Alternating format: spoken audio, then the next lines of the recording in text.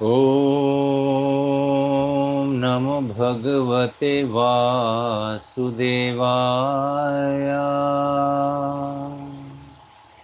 ॐ नमो भगवते वासुदेवाय। ॐ नमो भगवते वासुदेवाय।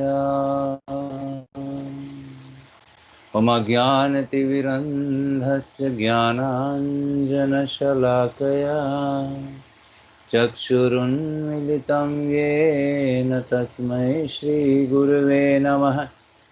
श्रीचैतन्यमनोभीष्टं स्थापितं येन भूतले स्वयं रूपकदा मह्यं ददाति स्वपदान्तिकं। वन्देऽहं श्रीगुरोः श्रीयुतः पदकमलं श्रीगुरुर्वैष्णवांश्च श्रीरूपं सर्गजातं सहगण रघुनाथान्वितं तं सजीवं साद्वैतं सावधूतं परिजनसहितं कृष्णचैतन्यदेवं श्रीराधा कृष्णपादां सहगणललिता श्रीविशाखान्वितांश्च। नमः ॐ विष्णुपादाय कृष्णप्रेष्ठाय भूतले श्रीमते भक्तिवेदान्तस्वामिनिति नामिने। नमस्ते सरस्वते देवे गौरवाणी प्रचारिणे निर्विशेष शून्यवादी पाश्चात्यदेशतारिणे। नमो महावदन्याय कृष्णप्रेमप्रदायते कृष्णाय कृष्णचैतन्यनामिने गौरद्विषे नमः। हे कृष्ण करुणा सिंधु दीनबंधु जगतपते गोपेश गोपिका कांत श्रीराधाकांत नमोस्तुते। तप्त कांचन गौरांगी श्री राधे वृंदावनेश्वरी वृषभानुसुते देवी प्रणमामि हरिप्रिये। वाञ्छाकल्पतरुभ्यश्च कृपा सिन्धुभ्यैव च पतितानां पावनेभ्यो वैष्णवेभ्यो नमो नमः।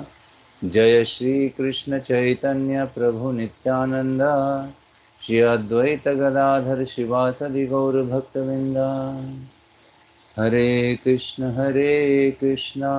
कृष्ण कृष्ण हरे हरे, हरे राम राम राम हरे हरे।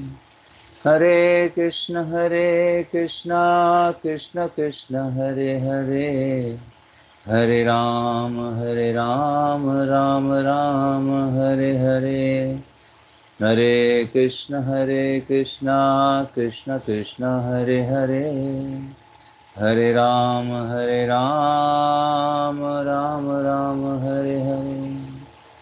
मुखं करोति वाचालं पंगुं लंघयते गिरिं यत्कृपातमहं वन्दे श्रीगुरुदीनतारिणम्। परमानन्दमाधवं श्रीचैतन्य ईश्वरम्।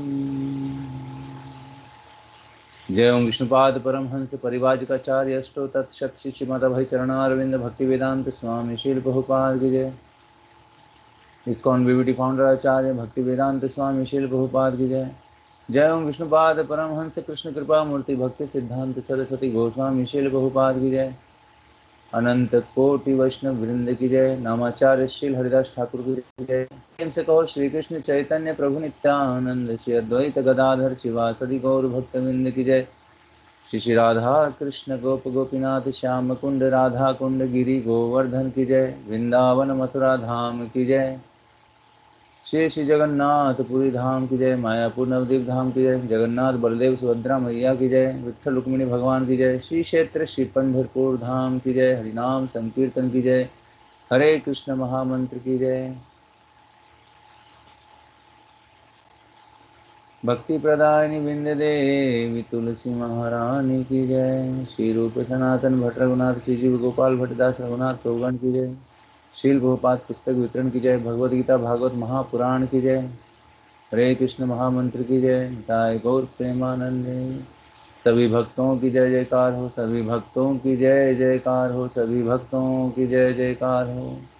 श्री श्री गुरु और गौरांग की जय जयकार हो। हरे कृष्णा। तो सभी भक्तों का हार्दिक स्वागत है आज के कक्षा में। तो हम श्रील रूप गोस्वामी द्वारा रचित श्री उपदेशामृत के 6ठे श्लोक को हम चर्चा कर रहे हैं श्रील प्रभुपाद जी के तात्पर्य के आधार पर। हम इसको दोहराएंगे। दृष्टे स्वभाव जनितैर्वपुश्च दोषे न प्राकृतत्वमिह भक्तजनस्य पश्येत् गंगाम्भसां न खलु खलु बद्ध बुद्ध पक्के ब्रह्मार्धवत्वमपगच्छति नीरधर्महे दृष्टेः स्वभावजनितैर्वपुश्च दोषे न प्राकृतत्वमिह भक्तजनस्य पश्येत् गंगाभ्यसां न खलु बुद्ध हेन पंकये ब्रह्मद्रवत्वमपगच्छति नीरधर्महे दृष्टेः स्वभावजनितैर्वपुश्च दोषे न प्राकृतत्वमिह भक्तजनस्य पश्येत् गंगाम्भसां न खलु बुद्ध पक्कये ब्रह्मद्रवत्वमपगच्छति नीरधर्महे। तात्पर्य श्रील प्रभुपाद जी के द्वारा। श्रील प्रभुपाद की जय। तो तात्पर्य के अगले भाग से हम लेना प्रारंभ करेंगे।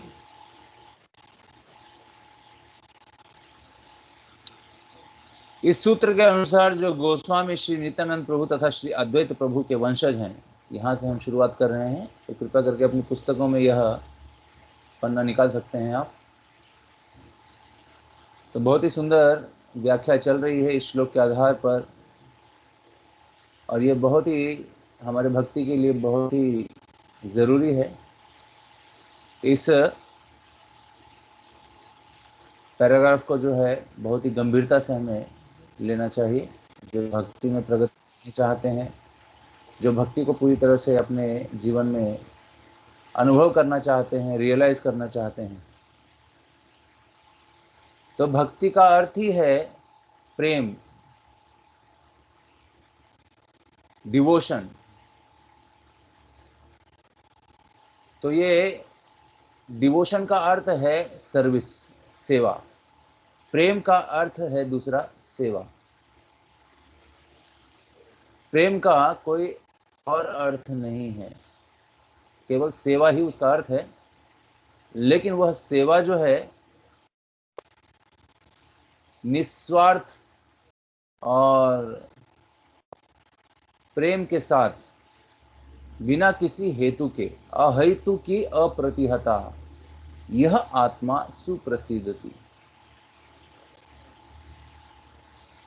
ये सेवा जब हमारे द्वारा भगवान को अर्पण होती है, अर्पित होती है, सीख जाते हैं, तब हमें रियलाइज होता है। रियलाइज अर्थात साक्षात्कार होता है कि हम कौन हैं। बिना सेवा के रियलाइज नहीं होता।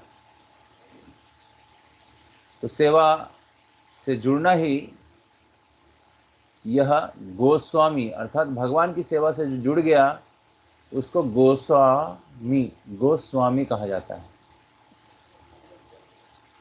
लेकिन जो माया की सेवा से जुड़ गया है उसको गोदास कहा जाता है।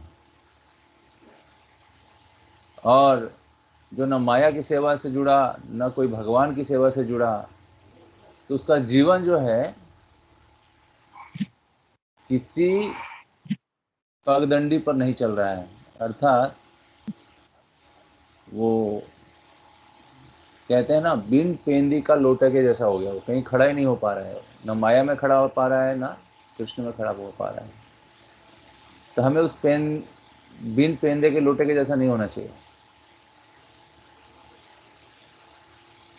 तो सबसे पहले जो है यहाँ पर इस सूत्र के अनुसार जो गोस्वामी श्री नित्यानंद प्रभु तथा श्री अद्वैत प्रभु के वंशज हैं, वंशावली है ये, नित्यानंद प्रभु और अद्वैत आचार्य की जो वंशावली है, वे निश्चित रूप से भक्त हैं। लेकिन जो भक्त अन्य परिवारों से संबंधित हैं। अन्य परिवार अर्थात जो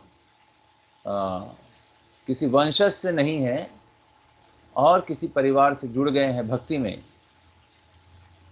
जैसे हम सब हैं, अनेक अनेक प्रकार से भक्ति करने के लिए आगे आए हैं, तो लेकिन जो भक्त अन्य परिवारों से संबंधित है, जो भक्त अन्य परिवारों से संबंधित है, उनमें भेदभाव नहीं बरतना चाहिए। तो उनमें भेदभाव नहीं देखना चाहिए। यही है भक्त की दृष्टि, भक्त का व्यवहार, कि बिना भेदभाव किए केवल कृष्ण की सेवा में सब लोग मिलकर के जुड़ें और एक दूसरे को मदद करें, सिखाएं और प्रेम रूप से व्यवहार करें। भक्ति का अर्थ ये है। भक्ति बहुत ही सरल है, बहुत ही सिंपल है। ये कॉम्प्लिकेटेड कब हो जाता है? भक्ति कॉम्प्लिकेटेड तब हो जाता है जब हमारी शरणागति बहुत कमजोर होती है, तब यह भक्ति जो है बहुत कॉम्प्लिकेटेड हो जाती है।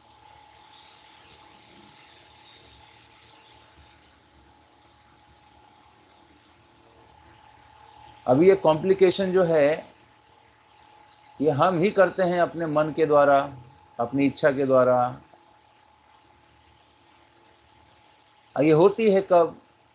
ये सारी जो क्रियाएं हमारे मन के द्वारा अलग अलग तरीके की, यह शरणागति कम होने के कारण होती है। क्योंकि शरणागति कम होने के कारण शंकाएं बनी रहती है,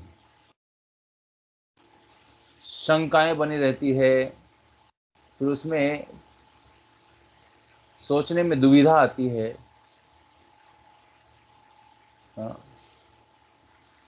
तो यह लक्षण जो है अर्जुन को सामने रख करके भगवान ने पहले अध्याय के द्वारा दर्शाया है। ये लक्षण जो प्रकट होते हैं शरणागति कम होने का, यह पहले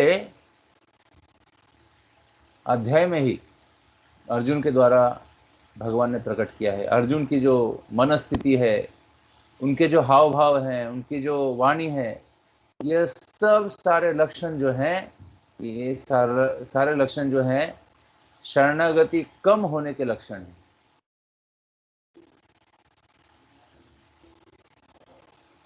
इसलिए अर्जुन जो है अपने कर्तव्य को पहचान नहीं पा रहा है। यह बहुत ही समझने की बात है। शरणागति को हम कैसे बढ़ाएं, शरणागति को कैसे दृढ़ करें, यह पहले सोचना चाहिए। शरणागति मतलब रूट।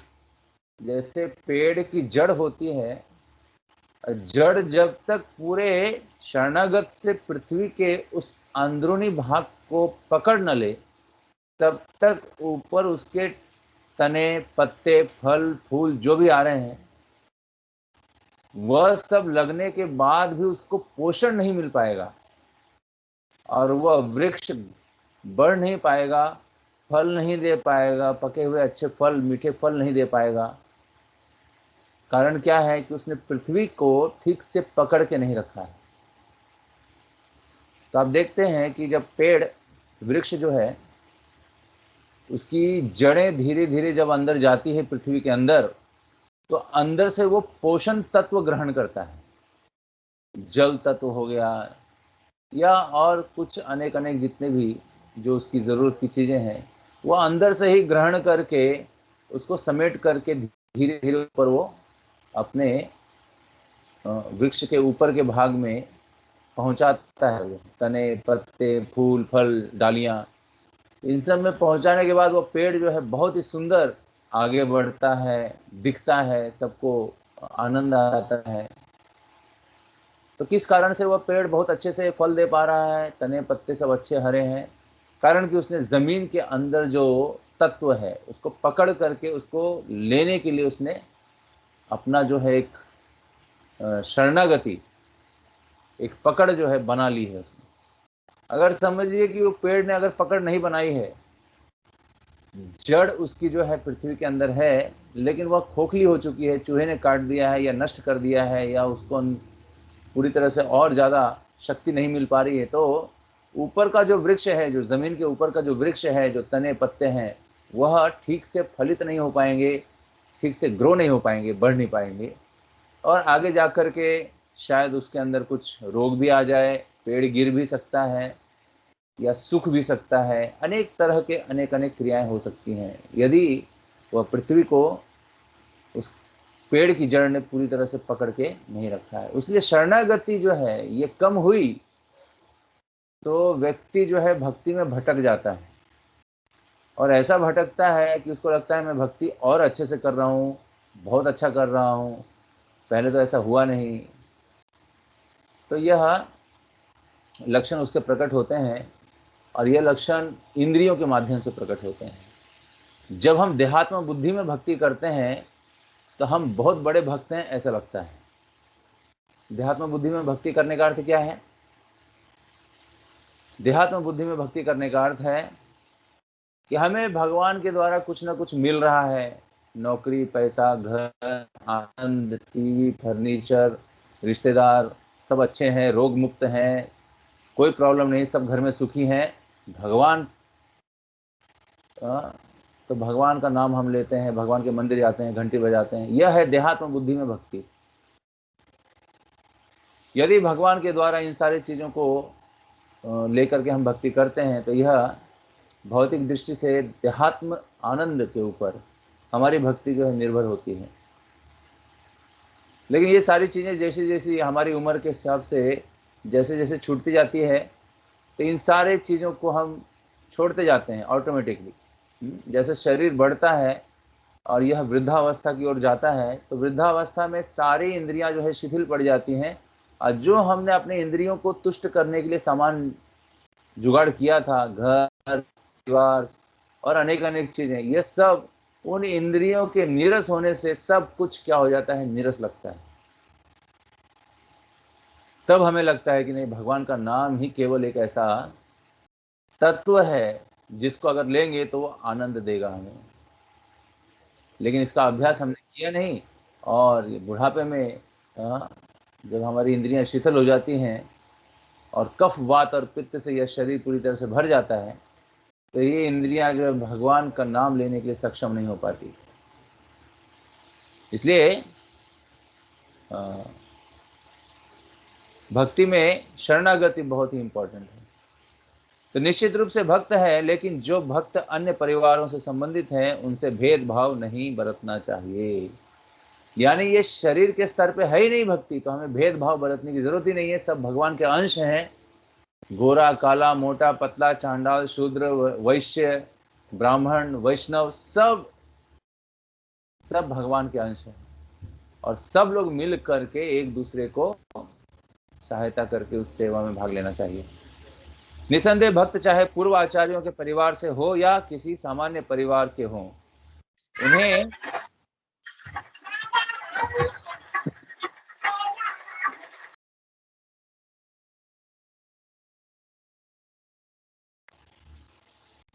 निसंदेह भक्त चाहे पूर्व आचार्यों के परिवार के हों या किसी अन्य सामान्य परिवार के हों, उन्हें एक समान माना जाना चाहिए। यही समानता रखनी चाहिए भक्ति में कि सब भगवान के अंश हैं।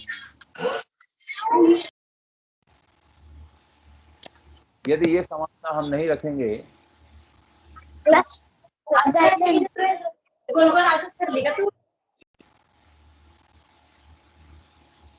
यदि यह समानता हम नहीं रखेंगे भक्ति में, तो हम भक्ति में कभी भी 1 इंच भी प्रगति नहीं कर पाएंगे।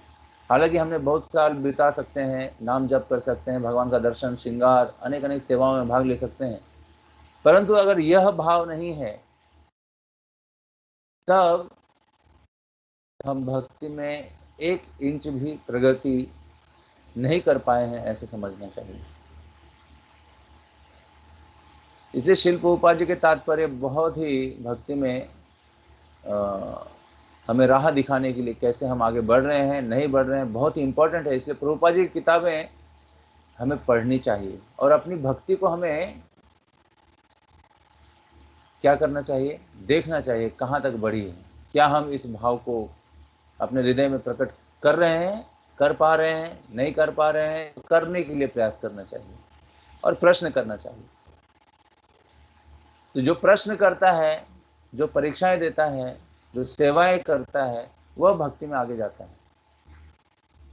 और इन सारी चीजों से छूट करके अलग ही रहता है, ना कोई परीक्षा है, ना कोई प्रश्न है, तो वह भक्ति में भी उसी तरह से न्यूट्रल फेज में रहता है। तो भक्ति को न्यूट्रल नहीं बनाना है हमें, भक्ति को हमें आगे बढ़ाना है। तो निसंदेह भक्त चाहे पूर्व आचार्यों के परिवार के हों या किसी सामान्य परिवार के हों, उन्हें एक समान ही देखना चाहिए। यह गुण जो है हमारे अंदर भक्ति के कब आएंगे? जब हमारी शरणागति बहुत मजबूत होगी। हम फिक्स सब डिवोटीज बनने चाहिए, स्थिर भक्त।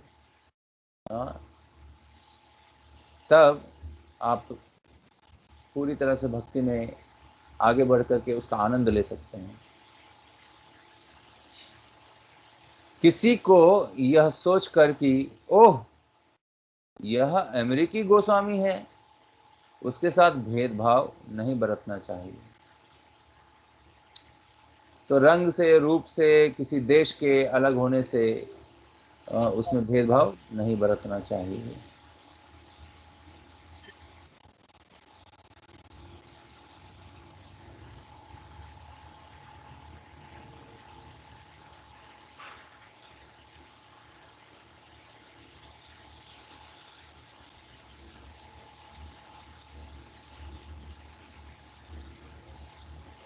न ही यह सोचना चाहिए कि यह नित्यानंद वंशज गोस्वामी है। कृष्ण भावनामृत आंदोलन के अमेरिकी वैष्णवों को गोस्वामी उपाधि दिए जाने पर भीतर ही भीतर विरोध की धारा चल रही है। कभी कभी लोग अमेरिकी भक्तों के से सीधा कह बैठते हैं कि उनका सन्यास या उनकी गोस्वामी उपाधि प्रामाणिक नहीं है, किंतु शील रूप गोस्वामी ने के इस श्लोक के अनुसार अमेरिकी गोस्वामी तथा आचार्य कुल के गोस्वामी अभिन्न हैं। तो अंदरूनी रूप से कोई स्वीकार नहीं कर पाता है और यह परंपरा में नहीं है, यह प्रामाणिक नहीं है, अनेक अनेक तरह से उसको अवहेलना की जाती है। परंतु शील रूप गोस्वामी के इस श्लोक के अनुसार शील प्रभुपाद जी अपने तात्पर्य में बहुत ही स्पष्ट करते हैं और अपने आचार्यों को आगे रख करके यह बताने का प्रयास कर रहे हैं कि शील रूप गोस्वामी के इस श्लोक के अनुसार अमेरिकी गोस्वामी तथा आचार्य कुल के गोस्वामी अभिन्न है, उसमें कोई भिन्नता नहीं है। इसलिए जब हम नाम जप करते हैं, भगवान की सेवा करते हैं, तो भक्तों में ये सारे जो अवगुण है यह पूरी तरह से निकाल देने चाहिए। एक साथ मिल करके आकर के प्रेम से सेवा करना चाहिए, एक दूसरे को संभालने आना चाहिए। हाँ, तो कोई शायद बहुत अच्छा भक्ति कर रहा होगा, कोई शायद अच्छा भक्ति नहीं कर पा रहा होगा। तो जो अच्छा भक्ति करने वाला है उसको नहीं अच्छे करने वाले ऐसे भक्ति में यदि उनको समझ में आ रहा है कि ये शायद अभी भक्ति में नवसिखिया है, इसको पता नहीं है, तो उसको सिखाने के लिए प्रयास करना चाहिए, उसको बताना चाहिए क्या सही है क्या गलत है, और प्रेम से बताना चाहिए, अहंकार से नहीं। क्योंकि अहंकार यह विमुख कर देता है किससे? आत्मा से, भगवान से। अहंकार विमूढ़ आत्मा कहा गया है। विमूढ़ आत्मा, विमूढ़ आत्मा कभी भी भगवान की सेवा नहीं कर सकता। इसलिए उसको अनुकूल दृष्टि से इन सारे तथ्यों को जानना चाहिए और इन सारे व्यवहारों को करते समय केवल करने के लिए नहीं करना चाहिए, इसे आत्मसात करना चाहिए, उसका प्रमाण होना चाहिए, उसका रिजल्ट आना चाहिए। रिजल्ट आने का अर्थ क्या है? रिजल्ट आने का अर्थ है कि उस व्यवहार से जो हमने किसी ऐसे भक्त को सिखाने के लिए, बताने के लिए हम उनसे कुछ व्यवहार करते हैं, उन सारे व्यवहार में प्रेम का आदान प्रदान होना चाहिए, और यह होने के बाद उसकी तृप्ति होनी चाहिए कि हमें यह सेवा भगवान के द्वारा मिली, कि हम इस भक्त की कुछ सेवा कर सकें। यह नहीं कि मैंने यह सेवा की, मैं नहीं करता तो शायद कोई और नहीं करता। या करने के लिए करने का अर्थ है कि केवल ऊपर ऊपर से दिखाने के लिए कर दिया, अभी वो भक्ति में कुछ सीखा नहीं सीखा, हमने कुछ उसको बताया नहीं बताया, हमको पता नहीं। तो इस तरह से गैर जिम्मेदार होकर के इन सारी चीजों को करना यह हमारी ही भक्ति के लिए ठीक नहीं है। क्योंकि कोई भूखा व्यक्ति है और वह अंधा भी है, बहरा भी है, इस तरह के व्यक्ति को यदि हमें खाना खिलाना है तो हमें सही तरीके से उसको भोजन करवाना चाहिए। जो शायद हम कर रहे हैं वैसा ही भोजन उसको करवाना चाहिए।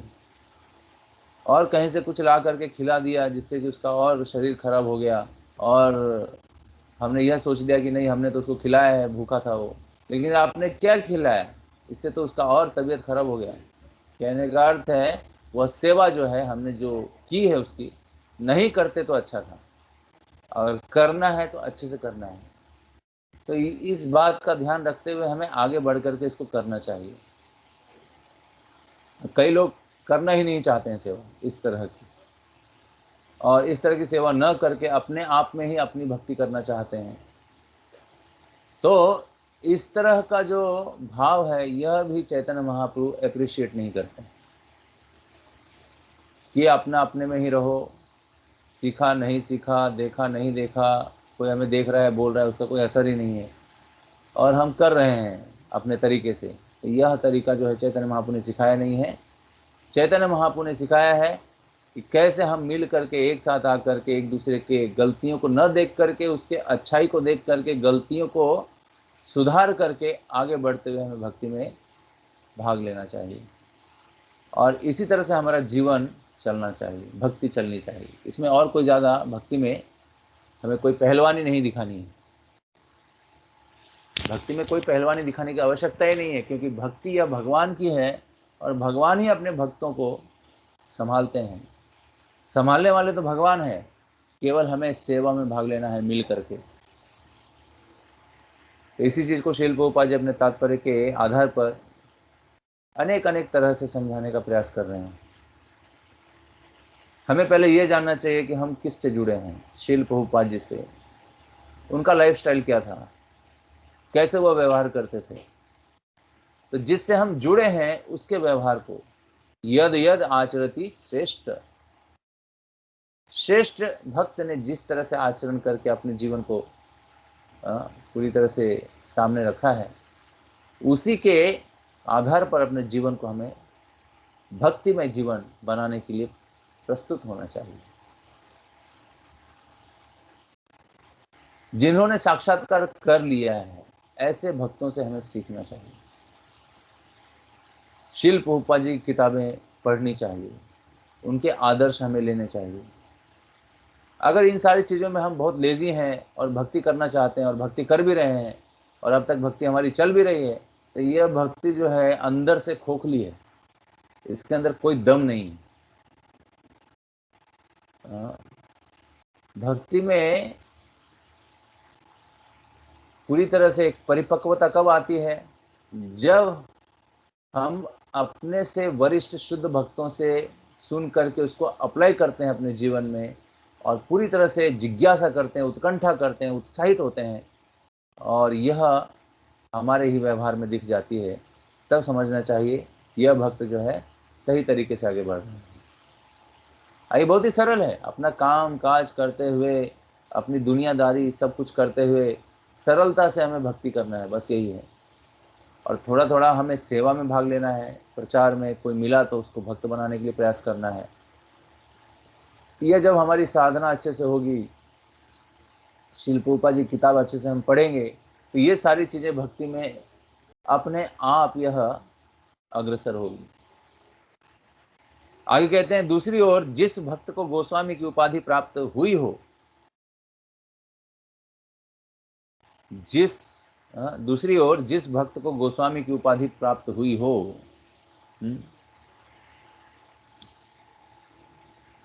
किंतु उसका पिता ब्राह्मण नहीं है, या वह नित्यानंद या अद्वैत प्रभु के गोस्वामी परिवार से उत्पन्न नहीं हुआ है,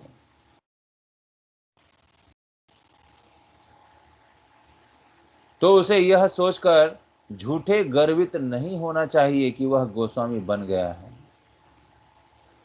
उसे यह सदैव स्मरण में रखना चाहिए कि ज्यों ही वह भौतिक दृष्टि से गर्वित हो उठता है, उसका पतन हो जाता है।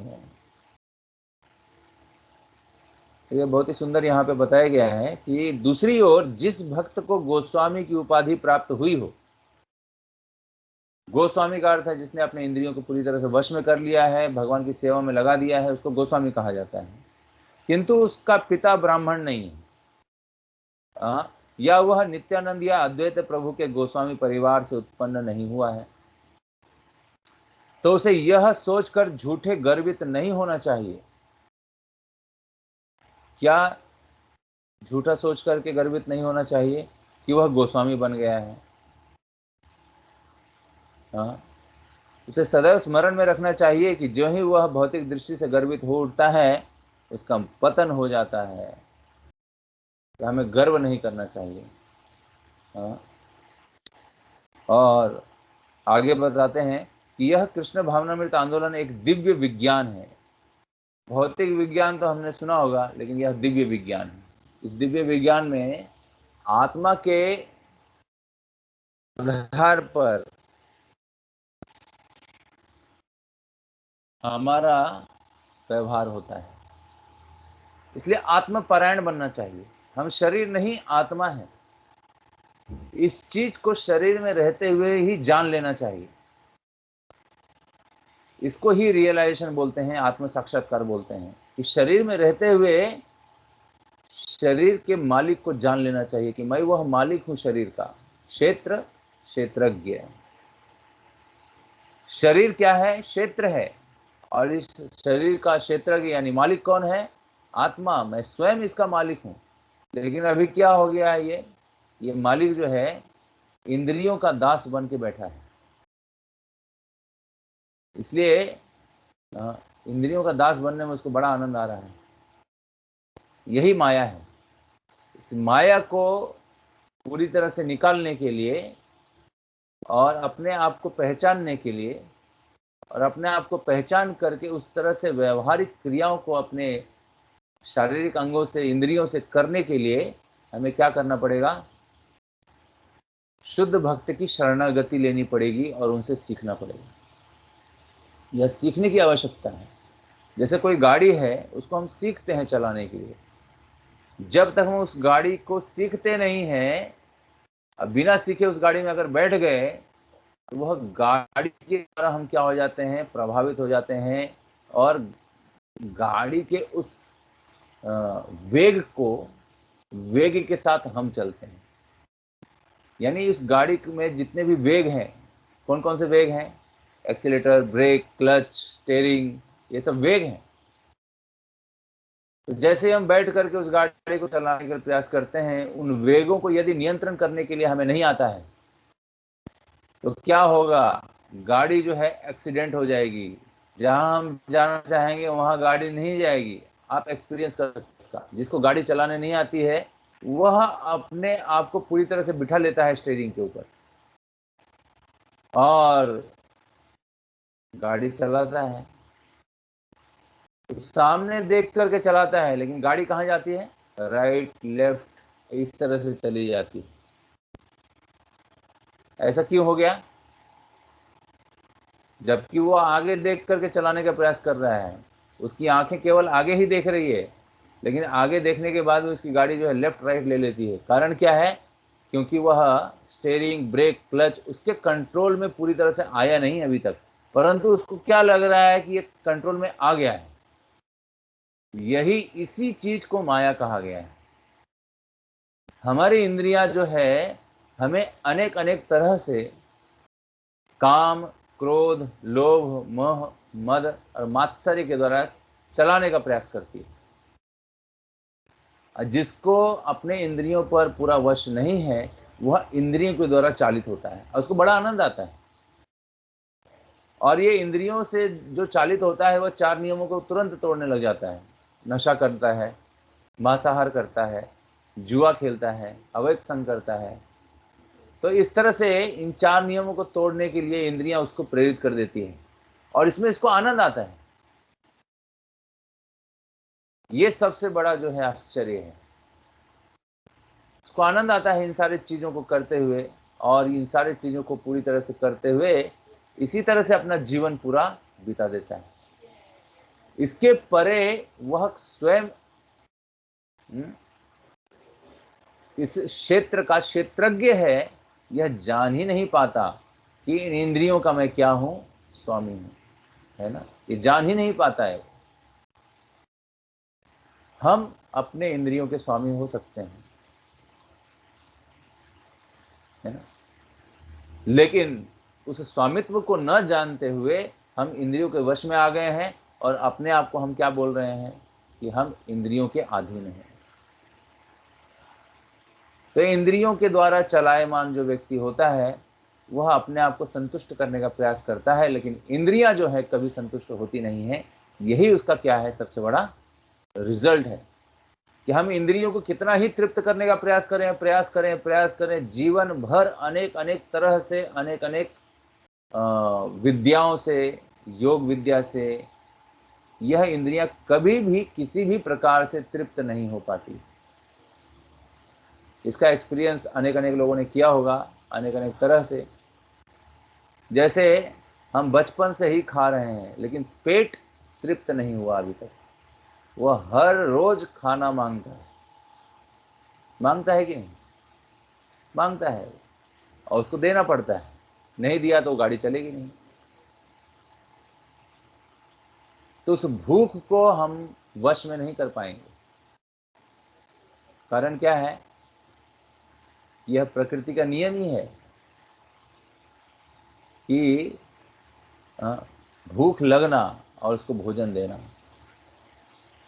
तो यह वश में कैसे होगी, इसको जब हम कृष्ण प्रसाद देंगे, आंखों से भगवान का दर्शन करेंगे, कानों से भगवान की कथा सुनेंगे, हाथों से भगवान का मंदिर मार्जन करेंगे, पैरों से भगवान के मंदिर चल के जाएंगे, तब यह इंद्रियां जो है वश में आ गई। अर्थात ये चलती है इंद्रियां लेकिन कृष्ण के ही नाम को लेकर के चलती है।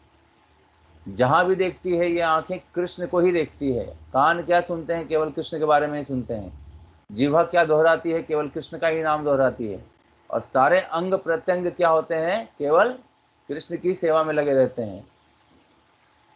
तो सोचिए ये इंद्रियां पूरी तरह से वश में आने का क्या रिजल्ट है कि वह कृष्ण की ओर ही बढ़ रही है। लेकिन जो इंद्रियां वश में नहीं होती हैं वह इंद्रियां अनेक अनेक प्रकार से अनेक अनेक योग विद्या के द्वारा जो है पूरी तरह से लाभ प्राप्त करने का प्रयास करती है, लेकिन फेल हो जाती है बाद में। फेल क्यों होती है, क्योंकि इंद्रियां जो है वह अपूर्ण है और उसमें यह अपूर्णता का ही दोष है। इसलिए अपूर्ण होने के कारण यह तृप्त नहीं हो पाती। तो यहाँ पर बहुत ही सुंदर तरीके से बताया जा रहा है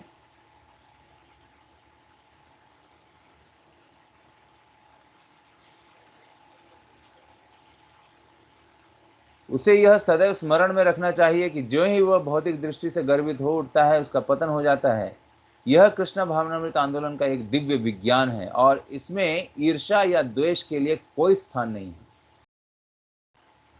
यह दिव्य विज्ञान में ईर्ष्या और द्वेष जो भौतिक जगत में सबसे प्रधान है, इसका कोई भी स्थान आध्यात्मिक रूप से भक्त के उस हृदय में नहीं होना चाहिए। तो यह ईर्ष्या और द्वेष निकलता कैसे है, जब हम भगवान की भक्ति में तीव्रता लाते हैं तब निकलता है ये। जैसे आपने देखा होगा कि कोई बेसिन है आपका और आप रोज उसके अंदर कुछ ना कुछ बर्तन धोते हैं, तो चावल, कभी रोटी, कभी सब्जी, कभी और कुछ, अटकते अटकते, जाते जाते, धोते धोते, कितना भी आप निकाल करके साफ करो, कुछ ना कुछ उसमें अंश आ जाता है। और ऐसे करते करते कई दिनों के बाद वह पाइप जो है पूरी तरह से ब्लॉक हो जाता है। अब वो साधारण तरीके से जो पानी नल से गिरता है उससे वह प्रेशर नहीं आता, उसके लिए स्पेशल प्रेशर दे करके उस अटके हुए पाइप के अंदर से जो भी पदार्थ अटके हुए हैं उसको निकालने के लिए पानी का प्रेशर बहुत जोर से देना पड़ता है, तब वो पाइप के अंदर से निकलता है और पाइप खुल जाता है। उसी तरह से यह ईर्ष्या, द्वेष, काम, क्रोध, लोभ, मोह, यह सब क्या है, यह हमारे हृदय के अंदर पूरी तरह से आकर के जकड़ चुका है। यह और किसी चीज से निकलने वाला नहीं है, केवल कृष्ण का नाम जब हम तीव्रता से लेंगे, भक्ति में यदि हम तीव्रता दिखाएंगे तभी यह निकलेगा बाहर। अगर ढीली ढाली भक्ति करेंगे तो यह निकलने वाला नहीं है। ढीले ढाले भक्त जो हैं भगवान के सेवक नहीं कर सकते, भगवान की सेवा कर ही नहीं सकते। भक्ति में तीव्रता होनी चाहिए, यह तीव्रता पूर्ण शरणागति से ही आती है। नहीं तो हम अनेक अनेक प्रकार से अपने आप को जो है भक्ति के ऐसे हल्के हल्के उस वातावरण को जो है निर्माण कर देते हैं। कई लोग तो भक्ति में आने के बाद क्या कहते हैं कि भगवान तो कहते हैं कि वही सब करते हैं तो मैं क्यों करूं, और भक्ति में आने के बाद और लेजी हो जाते हैं। घर वाले का कंप्लेन आ जाता है, ये भक्ति में गया, नाम जप कर रहा है, घर का कुछ काम ही नहीं करता। नहीं, ऐसा नहीं होना चाहिए, यह गलत प्रकार है। हमने भक्ति में आकर के गलत सिद्धांत को पकड़ लिया है। भक्ति में आने के बाद तो वह सबसे बड़ा जिम्मेदार व्यक्ति बन जाता है, अपने घर परिवार के लिए भी, समाज के लिए भी, देश के लिए भी और स्वयं के लिए भी।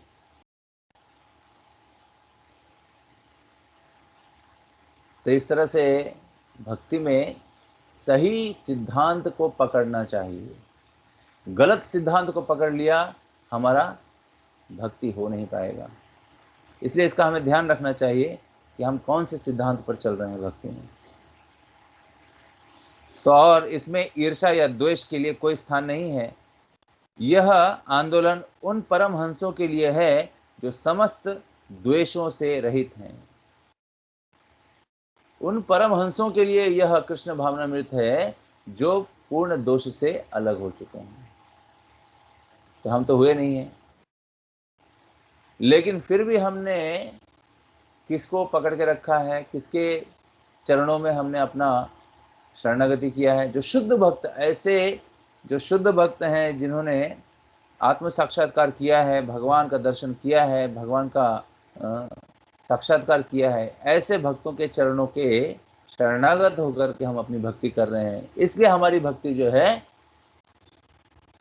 इतनी पवित्र न होने के बाद भी चलायमान है, चल रही है। तो हमें और प्रयास करना चाहिए, इसको और पूरी तरीके से इसको हमें शुद्ध भक्तों के पद चिन्हों को अपना करके चलने के लिए हमें प्रयत्नशील होना चाहिए। तो यह आंदोलन उन परमहंसों के लिए है जो समस्त द्वेषों से रहित हैं। परम निर्मत्सराणाम सताम, परम निर्मत्सराणाम सताम, अर्थात परमहंस की यह स्थिति। मनुष्य को यह ईर्ष्या नहीं करनी चाहिए कि वह गोस्वामी परिवार से उत्पन्न हुआ है। गोस्वामी परिवार होने से हमें गर्वित नहीं होना चाहिए, ईर्ष्या नहीं करनी चाहिए किसी और से कि यह किसी गोस्वामी परिवार से नहीं है। तो यह श्रील प्रभुपाद जी कह रहे हैं कि यह भावना जो है तुरंत हमारे हृदय के अंदर से निकाल देनी चाहिए, और या उसे गोस्वामी की उपाधि प्रदान की गई है। जो ही कोई ईर्ष्या करता है वह परमहंस के पद से गिर जाता है। यानी ईर्ष्या या परमहंस के पद से हमें गिरा देती है। ईर्ष्या और द्वेष का अर्थ क्या है? ईर्ष्या द्वेष का अर्थ है कि हम उस व्यक्ति को आगे बढ़ने नहीं देना चाहते, क्योंकि केकड़ा प्रवृत्ति जैसी कुछ बातें हैं। केकड़ा प्रवृत्ति अर्थात एक बार एक जहाज में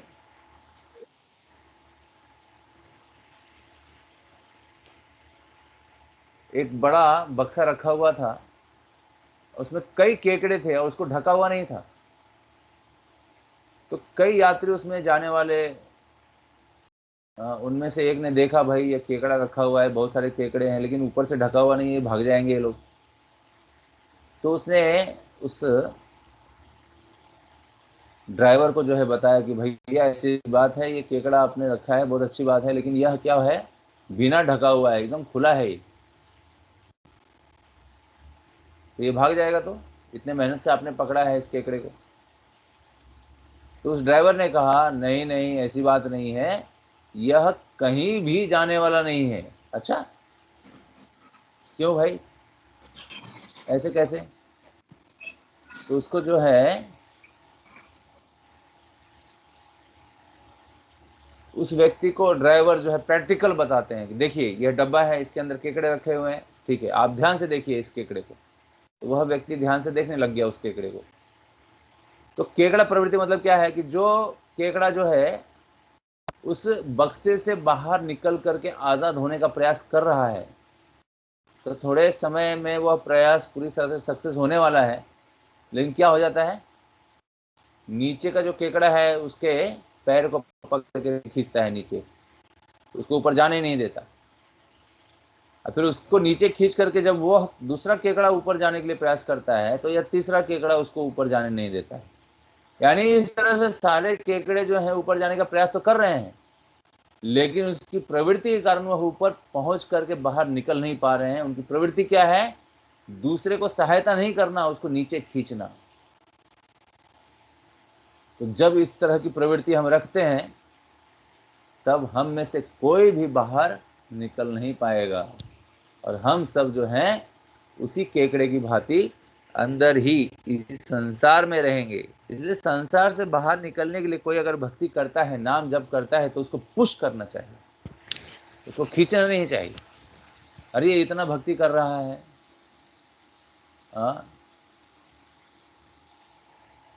और इतनी सेवा कर रहा है, हम तो उतनी नहीं कर पा रहे हैं, ये कैसे कर पा रहा है, चलो इसको डाइवर्ट करो। नहीं, उसको एनकरेज करना चाहिए, उसको प्रोत्साहित करना चाहिए, उत्साहित करना चाहिए। यही है भगवान के इस नाम का, नाम लेने का परिणाम। जब हम भगवान का नाम लेते हैं, कृष्ण का नाम लेते हैं, यह प्रवृत्ति हमारे अंदर जागृत होनी चाहिए कि हम दूसरों को खींचे नहीं, उसको आगे बढ़ाएं, पुश करें। और भौतिक जगत की प्रवृत्ति क्या है, केकड़ा प्रवृत्ति। कोई आगे जाने वाला है, उसको खींचो। कोई अच्छे से अपना धन कमा रहा है, अपने परिवार के साथ सुखी से रह रहा है, उसके घर में आग लगाओ। तो ये रामायण में मंथरा और महाभारत में शकुनी। तो इस परिवार में, एक परिवार के अंदर भगवान सारे कैरेक्टर को रखते हैं, और ये सारे कैरेक्टर्स जो हैं किसी न किसी तरीके से उस परिवार में किसी न किसी स्थान पर तो रहते ही हैं, दूर हो या नजदीक हो, हमें बस पता नहीं चलता है कि वह ऐसा है ना। तो यह हर परिवार की कहानी है जिसको भगवान ने रामायण और महाभारत के माध्यम से दिखाया है। लेकिन रामायण और महाभारत से हम यह सीख सकते हैं कि पांडव कृष्ण के पक्ष में थे, कृष्ण की भक्ति करते थे, उनका इतना अपमान होने के बाद भी उन्होंने कृष्ण को छोड़ा नहीं। उसी तरह से इस भौतिक जगत में यदि हम कृष्ण को, नाम को, सेवा को अच्छे से पकड़ के रखेंगे, तो भौतिक दृष्टि से, पारिवारिक दृष्टि से, सामाजिक दृष्टि से यदि हम पूरी तरह से निराश हैं, हमें अपना अधिकार नहीं मिल पा रहा है, सब लोग तंग कर रहे हैं भौतिक दुनिया में, कैसे हम भक्ति करें, तो हमें पांडवों से उदाहरण लेना चाहिए कि पांडवों ने किस तरह से भक्ति की। शायद उनकी भक्ति में जो तीव्रता थी, उस कारण से उनको जितना भी कष्ट मिला दुर्योधन के माध्यम से, शकुनी के माध्यम से, धृतराष्ट्र के माध्यम से, उन सारे कष्टों को वह सहन कर पाए, परंतु कृष्ण को नहीं छोड़ा। लेकिन हम थोड़ी सी भी भौतिक स्थिति खराब होने के बाद या कुछ हमारी इच्छा के अनुसार न हो तो हम तुरंत कृष्ण भक्ति छोड़ने के लिए मन में अपना इच्छा प्रकट कर देते हैं। भगवान को छोड़ करके जीवन जीने की इच्छा यह किस तरह से है? यह उसी तरह से है जैसे वृक्ष जो है बिना जड़ के ही खड़ा होना चाहता है, और यह बिना जड़ के ही वृक्ष खड़ा होना चाहना यह क्या है? यह अप्राकृतिक अर्थात आर्टिफिशियल है। आर्टिफिशियल कुछ पेड़ पौधे फूल फल देखें आपने जो घर में लोग सजा के रखते हैं, उसके अंदर कोई जड़ नहीं होता है, उसको पानी नहीं देना पड़ता है, लेकिन फिर भी वह हर रोज खिला रहता है, रात दिन खिला रहता है। लेकिन उस खिले रहने से कोई उसका अर्थ नहीं है, क्योंकि उसमें सुगंध ही नहीं है, उसमें सुगंध नहीं है और उससे कोई वातावरण निर्माण नहीं होता है, वह केवल एक शो है। उसी तरह से हमारा जीवन बिना कृष्ण के एक शो बन जाता है ना।